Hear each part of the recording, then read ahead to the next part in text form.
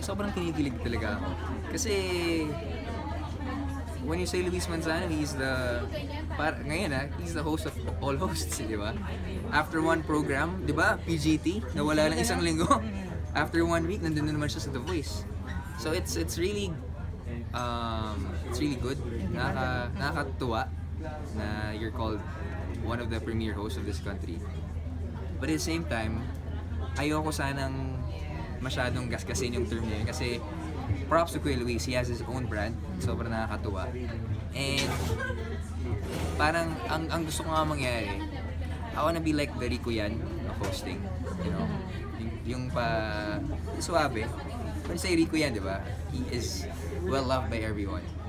And he's really known for acting. Pero I want to bring that idea back. I want to have Rico Yan back in hosting. Hindi rin kaya pag-awayan yung oras? Kasi may mga issue, di ba, sa showbiz couples right now, na oras talaga ang nagiging cause ng pagkakagulo, ng mga problema. Marami. Pero kasi, once you really explain it well, huwag ka lang kasi gagawa ng masama. Di ba?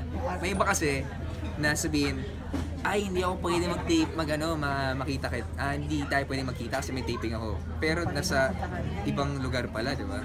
So, about schedules naman, we're really transparent.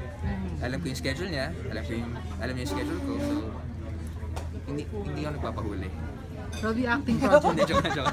Acting project, meron ba? Acting, ay wala pang acting, but from what I heard, there's gonna be a sitcom. Pero hindi pa sigurado rin yun. Ito ba yung palibasa na lang? Depende pa, hindi pa sigurado, sorry. Hindi pa siya sigurado. Ang bilis niya naman! Ay, ganun talaga. Sinisikreto ko nga eh.